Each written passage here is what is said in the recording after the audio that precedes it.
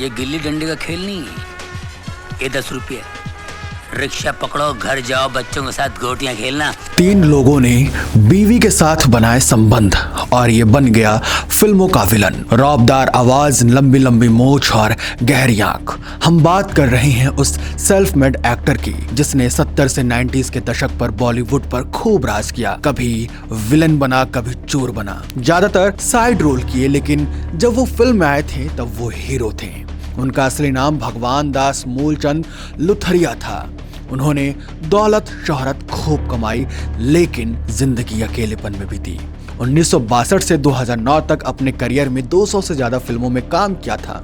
उन्हें उस टाइम का बेस्ट बॉलीवुड का विलन कहा जाता था। आपको शायद ही ये बात पता हो कि उन्होंने टीवी के दुनिया में भी ये हाथ आजमाया है। सीआईडी के कुछ एपिसोड में भी उनको देखा गया है। शाहरुख खान के 1999 में रिलीज हुई बादशाह में भी वो दिखे थे और साल 2007 में रिलीज हुई झूम बराबर झूम में भी वो दिखे थे। उनकी आखिरी मूवी विक्टोरिया हाउस थी जो साल 2009 में रिलीज हुई थी। 60 के दशक में जब वो फिल्मों में आए थे तो इन्होंने अपना नाम सुधीर रख लिया। पहली दफा ये नजर आए थे साल 1962 में रिलीज हुई फिल्म प्रेम पत्र में। ये फिल्म महान निर्देशक बिमल रॉय ने बनाई थी और इस फिल्म में लीड रोल में शशि कपूर और साधना थी। लेकिन साल 1968 में रिलीज हुई फिल्म एक फूल एक भूल में ये पहली दफा बतौर हीरो नजर आए थे। इस फिल्म को उस दौर के जाने माने डायरेक्टर प्रोड्यूसर केदार कपूर ने बनाया था।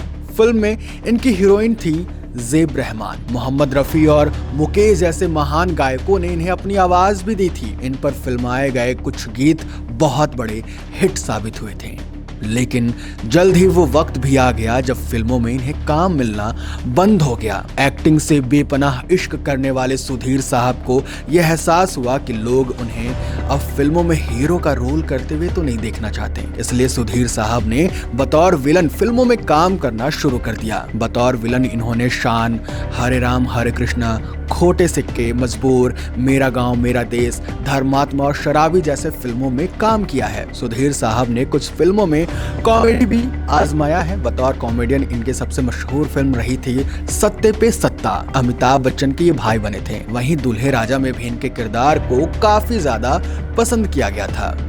बात अगर अब हम करें इनकी निजी जिंदगी के बारे में तो इन्होंने कभी शादी नहीं की थी। हालांकि कई रिपोर्ट्स में दावा किया गया है कि इन्होंने 70 के दशक की खूबसूरत मॉडल शीला से शादी की थी और इनसे शादी करने के बाद शीला के साथ एक बहुत ही बुरा हादसा भी हुआ था। एक रिपोर्ट्स में दावा किया गया कि शीला सुधीर की पत्नी थी और एक रात 3 लोगों ने शीला के साथ दुष्कर्म किया। हालांकि इन रिपोर्ट्स में कितनी सच्चाई थी ये सुधीर ने कभी कबूल नहीं किया और ना ही उन्होंने इस बारे में कभी किसी से बताया कि उन्होंने कोई शादी भी की थी। एक बात जो सुधीर को हमेशा परेशान करती थी, सुधीर हमेशा अपने दोस्तों से कहा करते थे कि उन्हें नहीं मालूम कि इतने सालों तक मेहनत करने के बाद से भी जो उन्होंने दौलत कमाई है उसके बाद उसका क्या होगा। अपने जीवन का अकेलापन उन्हें बहुत खलता था और इसी अकेलेपन ने उन्हें हद से ज्यादा शराब और सिगरेट का लती बना दिया। इतनी ज्यादा कि जिंदगी के आखिरी सालों में उनके फेफड़े ने काम करना बंद कर दिया।